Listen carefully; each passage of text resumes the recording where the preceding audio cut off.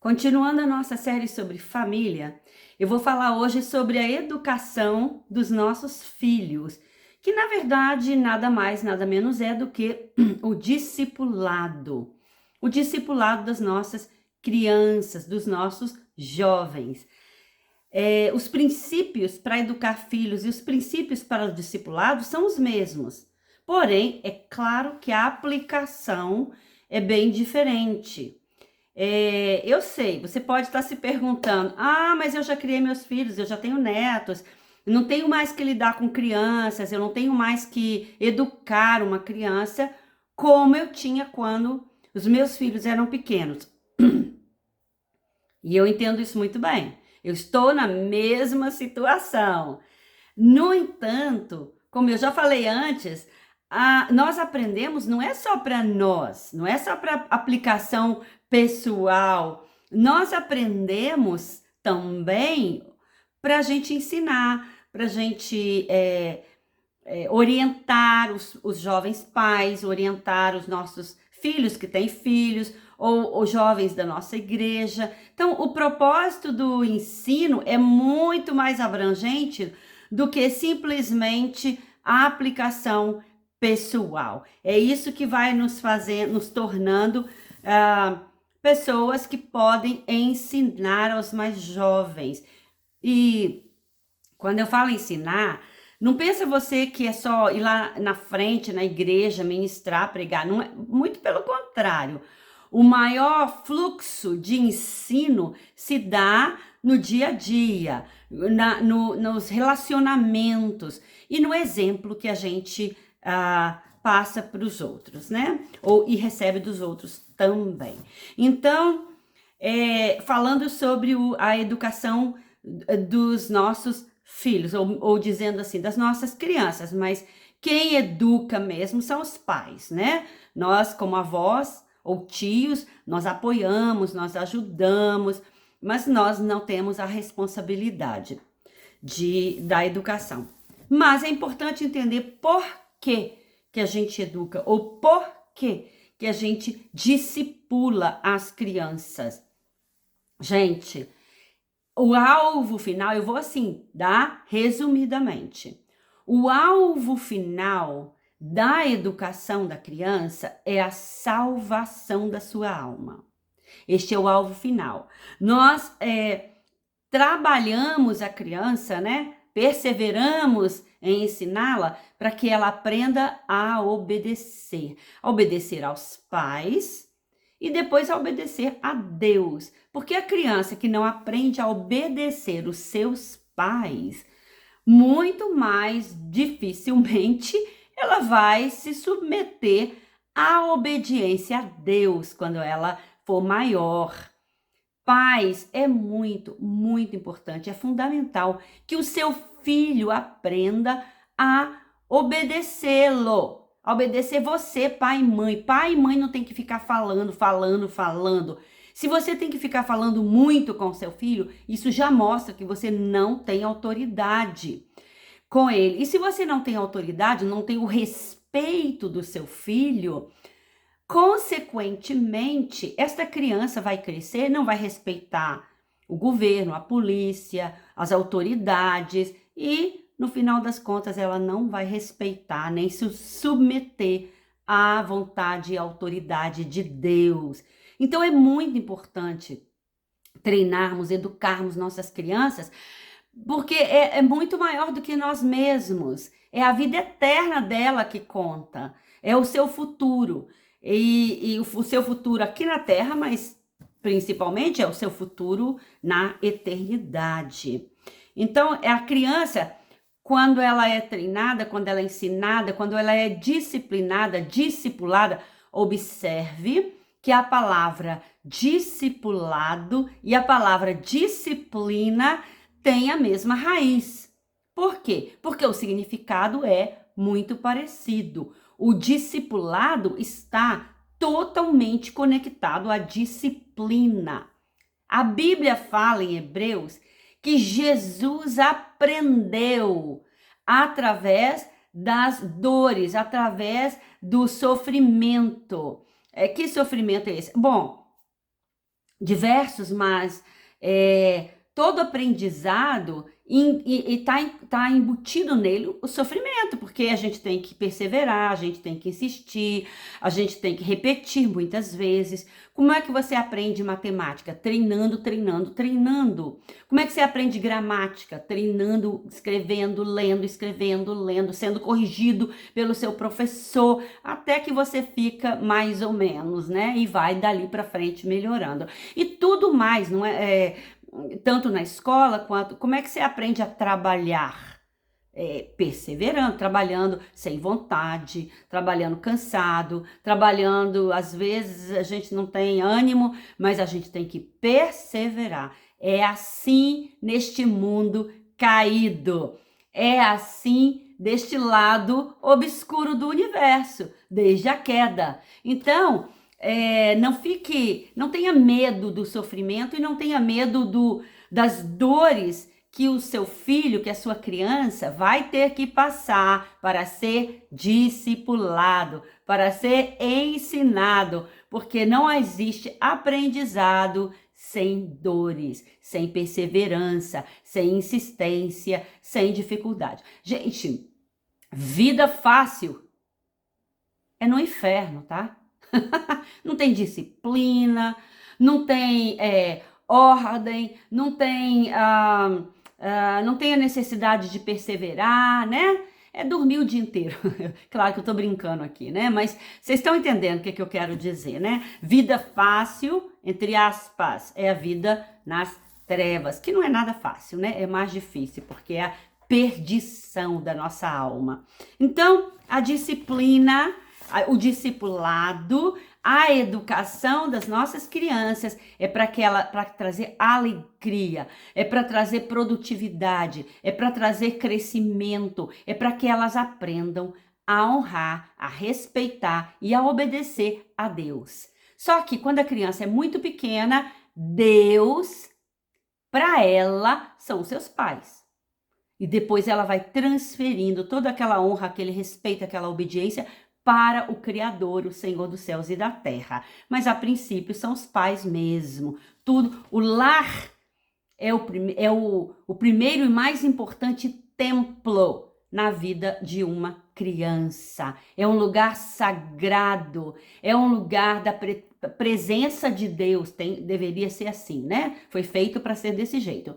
É o lugar da presença de Deus. É perfeito? É já completamente acabado? Não, é claro que não. Continuamos, vocês sabem muito bem, crescendo e aprendendo. E quando nós erramos como pais, porque nós erramos, né? Nós erramos, não devemos nos sentir desanimados, pensar eu sou um fracasso como pai. Pelo contrário, a gente tem que encarar dessa forma. Eu estou sendo treinado como um atleta. O atleta, ele vai treinar, ele vai ter muitos jogos amistosos para treiná-lo para as grandes competições. E muitas das vezes ele perde naqueles jogos. Ele não pode se sentir fracassado e pensar assim, acabou, eu sou um fracasso mesmo. Não, pelo contrário, ele pensa assim, eu errei aqui, mas eu estou em treinamento, eu serei melhor, eu acertarei na próxima. É assim que a gente deve encarar, porque o treinamento dos nossos filhos é também o nosso treinamento como pais. O discipulado dos nossos filhos é o nosso discipulado como pais. Nós estamos aprendendo muito, muito mesmo. E o discipulado ou a educação dos filhos, ela segue uma estrutura básica, simples, que são 4 pilares, 4 princípios, muito elementares. E eles podem ser aplicados de forma diferente no discipulado, como eu já falei, né? No discipulado de outras pessoas, qualquer tipo de discipulado. O primeiro, amar incondicionalmente. Deixa eu relembrar-nos aqui que o nosso exemplo de família, de como ser pais, como ser filhos, como ser cônjuges, é o próprio Deus, é a Trindade. Então nós nos espelhamos nele, nós olhamos para ele. Quando eu não sei como eu devo agir, eu olho para Deus, como é que Deus age?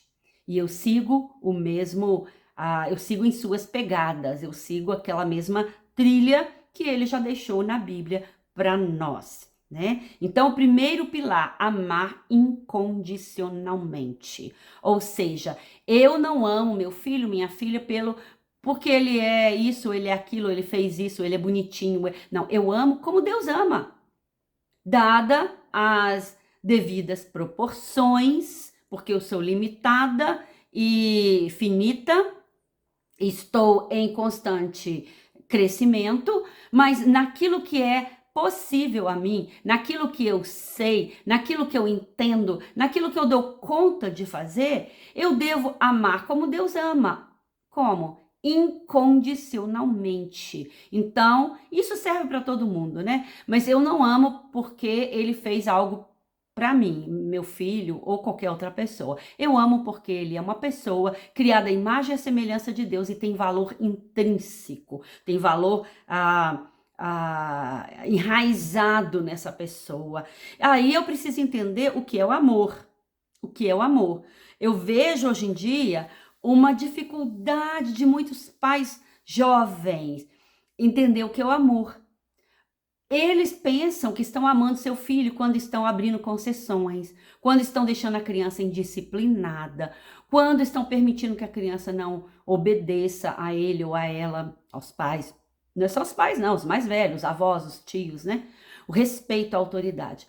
Então, eles acham que estão amando a criança. Não é verdade. Você está detestando o seu filho, você está ignorando o seu filho, você está abrindo mão do seu filho, você está entregando o seu filho para Satanás. Essa é a verdade. Eu estou sendo assim bem direta, até porque eu não tenho tempo de ser suave, indireta e levezinha, né? Mas eu quero falar a verdade. A verdade, ela dói um pouquinho, mas ela traz frutos. A mentira, aquela mentira para apaziguar, né?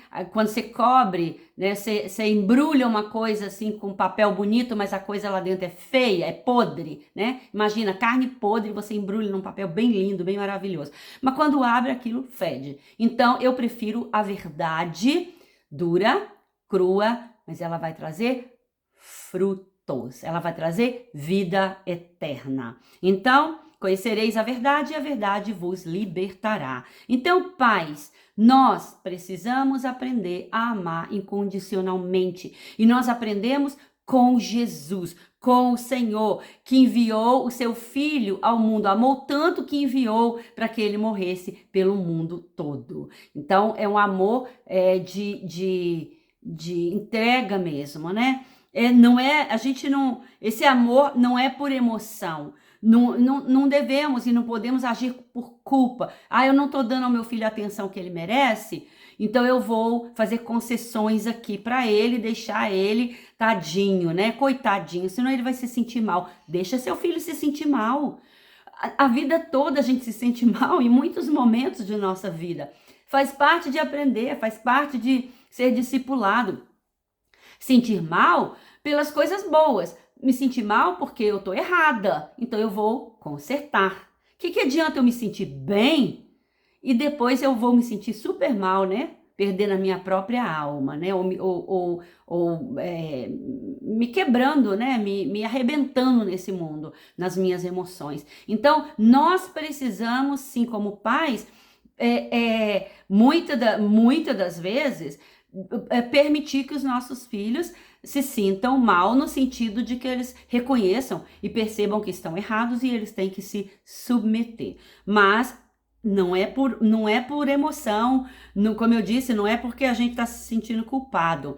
E não é com dureza excessiva também. O amor, ele tem nele uma carga de emoções. Eu não estou negando isso, mas não são as emoções que lideram o processo, mas são as nossas escolhas. É o que é certo e o que é errado, o que é justo e o que é injusto, o que é verdadeiro e o que é mentira. Essas são as bases, essas são as partes estruturais do amor. É escolher fazer a coisa certa, mesmo quando eu não tenho vontade, mesmo quando eu não gosto, mesmo quando eu estou chateado, mas eu escolho fazer o que é certo, porque estou imitando a Deus, a Jesus. Estou aprendendo com ele como ser pai, como ser mãe e como direcionar o meu filho para que o meu filho seja bem-sucedido. E quando eu falo bem-sucedido, gente, por misericórdia, eu não estou nem pensando em dinheiro, em bens materiais.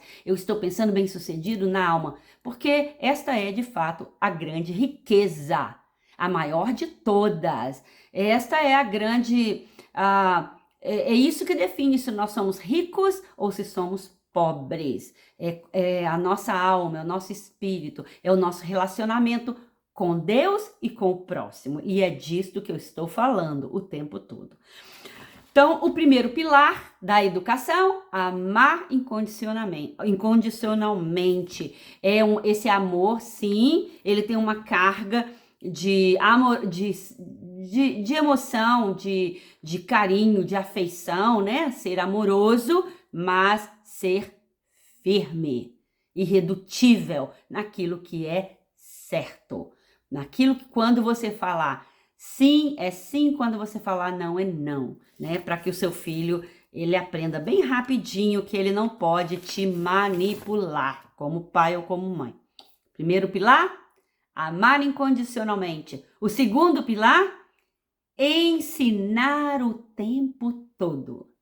A Bíblia fala sobre isso em vários textos, mas em Deuteronômio nós vemos lá ainda, né, nos ensinos de Moisés, Deus falando sobre como educar os filhos, porque ali Deus estava colocando o alicerce da nação, o alicerce toda a estrutura, né, de família, nação, agricultura, tudo aquilo que uma nação precisaria para ir para frente como nação.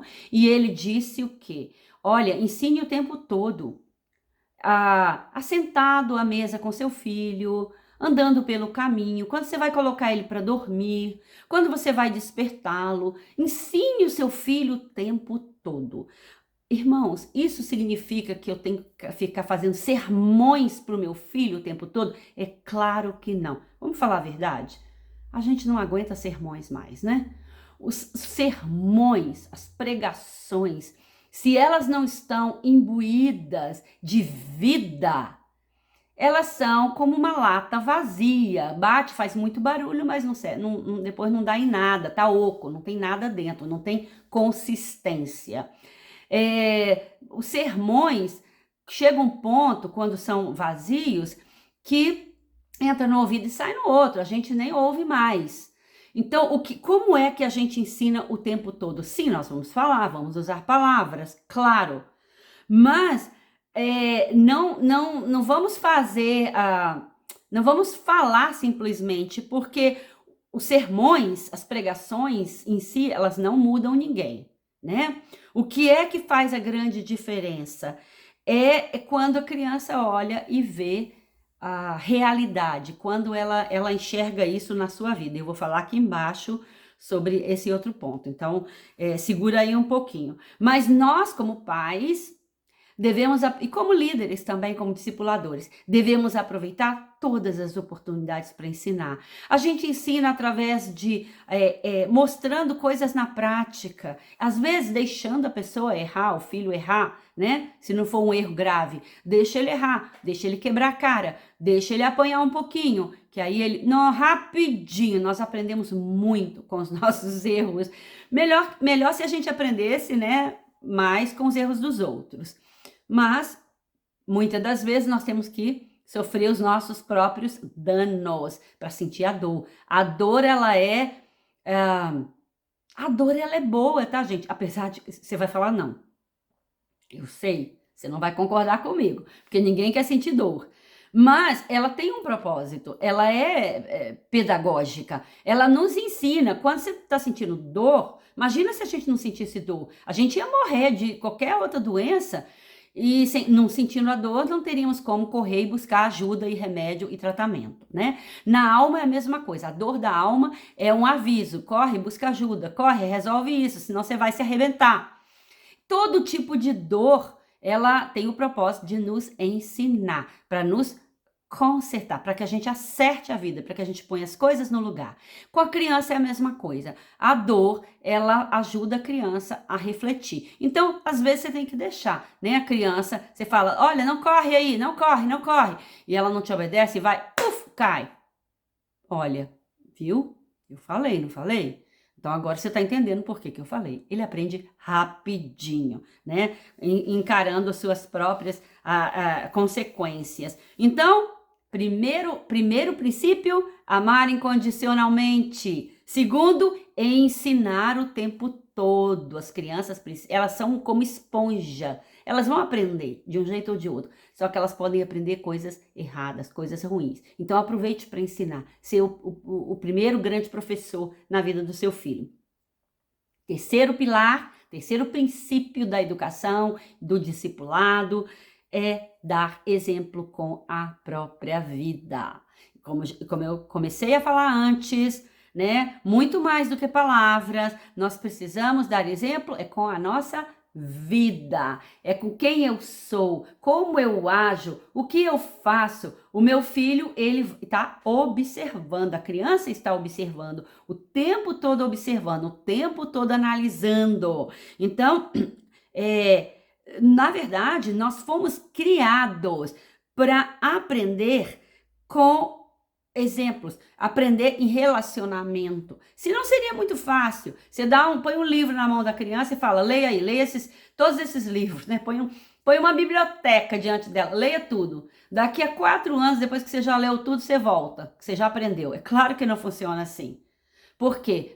Deus fez nosso cérebro com uma estrutura para aprender em grande parte, na maioria das vezes, observando, vendo através de outras pessoas. No início são nossos pais, nós aprendemos olhando a vida deles. Depois vamos crescendo, nós começamos a observar os nossos colegas, nossos professores, as pessoas ao nosso redor, nossos avós, nossos tios, enfim, né? O escopo vai aumentando.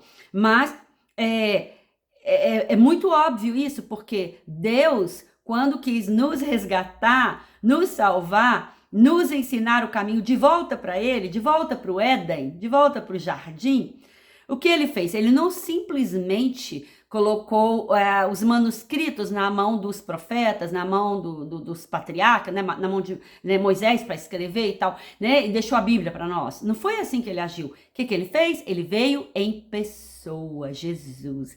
E o que ele demonstrou para nós, que Ele disse, olhe para mim, sede meus imitadores. Paulo fala isso, como eu sou de Cristo. E o próprio Cristo nos admoesta a olhar para Ele e imitá-lo, viver como Ele, né? Andar como Ele, amar como Ele.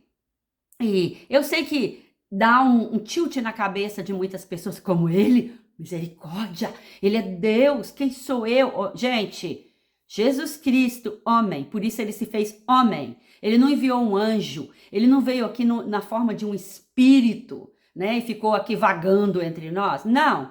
Ele comeu, ele dormiu, ele suou, ele cansou, ele trabalhou, ele cantou, ele fez café da manhã, né? Lembra? Lá na Bíblia.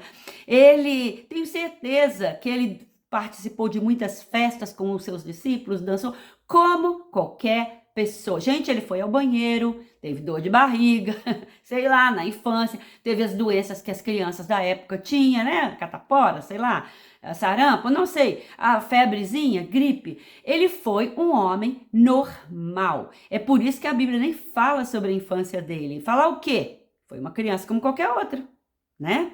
Então, isso mostra que nós fomos estruturados para aprendermos olhando para outras pessoas. Nós aprendemos muito melhor com exemplos vivos, né?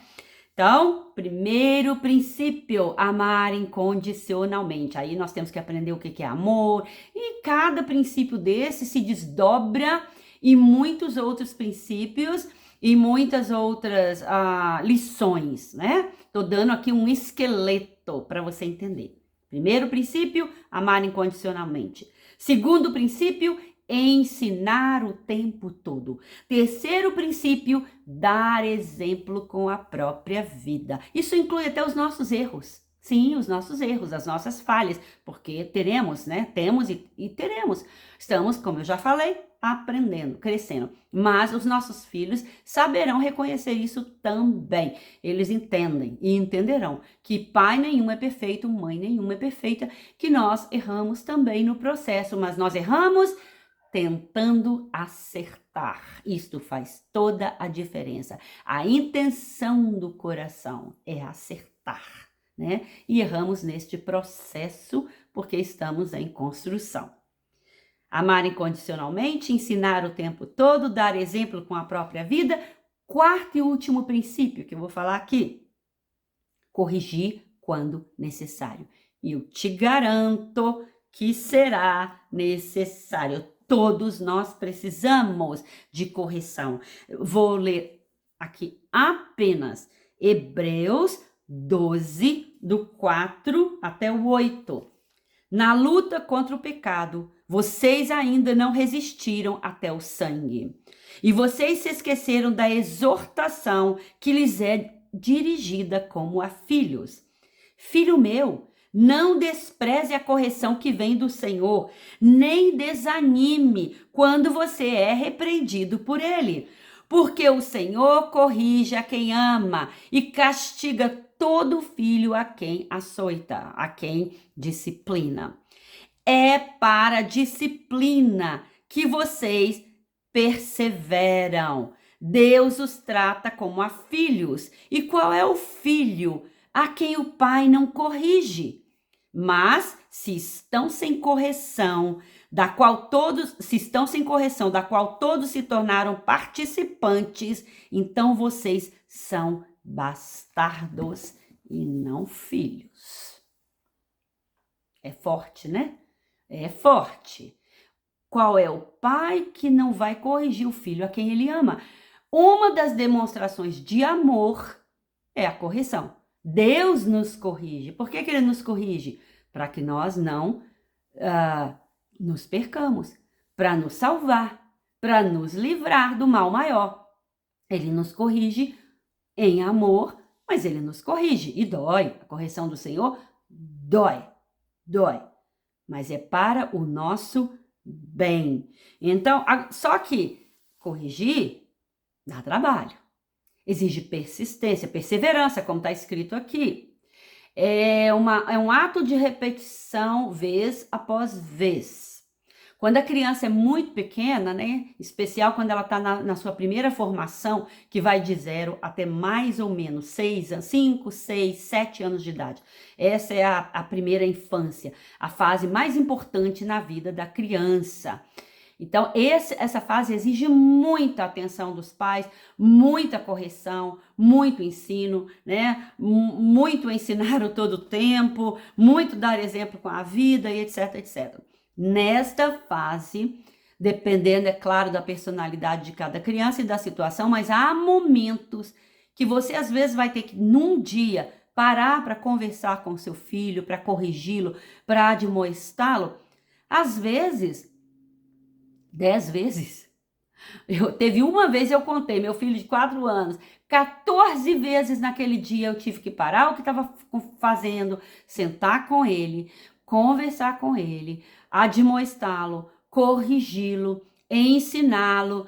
Até o alvo da correção é para que a criança se quebrante, para que ela se humilhe, para que ela receba a demonstração do Senhor no futuro, para que ela aprenda que ela precisa aprender, que ela é um eterno aprendiz, né? A criança está continuamente aprendendo, como todos nós.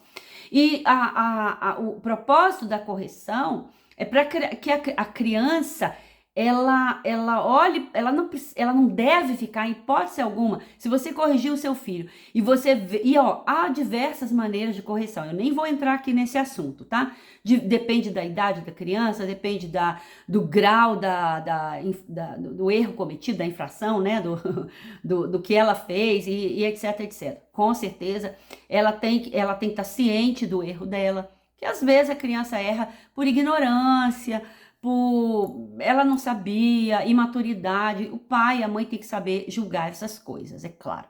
Mas você sabe quando é rebeldia, quando é desobediência, quando ela está afrontando a autoridade, você vai saber discernir isso muito bem, né? Se você não souber discernir isso, misericórdia. Então você está precisando muito dessa correção também. E então, quando nós corrigimos a criança, nossa criança, né, ela precisa entender o que está acontecendo, entender o que ela fez de errado, entender quão grave foi aquilo, entender que ela precisa pedir perdão, se arrepender, e você vai sempre terminar aquele momento íntimo com seu filho. Aquele momento é santo, é sagrado, é sagrado.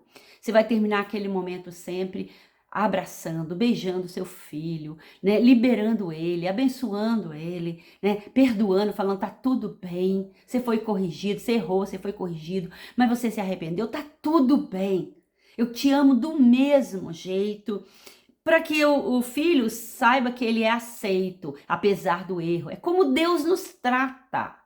É da mesma forma que Deus nos trata, quando perdoa os nossos pecados, quando e nos recebe de volta, né? Nós corrigimos como Deus nos corrige, né? Então, eu sei que foi muita coisa em pouco tempo, mas eu espero que você tenha entendido pelo menos o básico, a estrutura, né? Amar incondicionalmente, ensinar o tempo todo, dar exemplo com a própria vida e corrigir quando necessário. E isso tudo, é claro, embrulhado no amor incondicional, né? Você não está guardando ressentimento, mágoa do seu filho, você não há nenhum peso, pelo contrário, há uma liberação da sua parte, da parte de Deus, para que ele vá e dê fruto, e tenha uma vida plena, e seja salvo, e tenha vida eterna, e aprenda a amar o Senhor, porque ele já aprendeu a te amar, a te respeitar, a te honrar quando era criança, né? Quando estava crescendo, debaixo do seu teto. Agora, quando ele se torna um adulto, ele ainda vai continuar necessitando de correção, mas agora é do Senhor, né? Como nós todos. Vai continuar aprendendo, não está perfeito, não está acabado. Essa obra não é nossa, é do Espírito Santo, assim como ele faz em nós, mas a palavra nos garante que o Senhor vai ele vai concluir tudo aquilo que ele começou em nós, a boa obra que ele começou em nós, ele vai concluí-la. E é isso que nos dá esperança e alegria, porque nós não estamos sozinhos como pais. O Espírito Santo de Deus está conosco e ele nos dá a graça necessária para nós levarmos até o fim a nossa carreira, a nossa missão de educar, de discipular os nossos filhos, para que eles sejam parte do reino de Deus, herdeiros da promessa, assim como nós. Eu espero que você tenha sido abençoado com esses 4 estudos neste mês de maio sobre família. Eu sei que foi pouco, não é muita coisa, mas espero que seja um começo e que te ajude de alguma forma. Deus abençoe.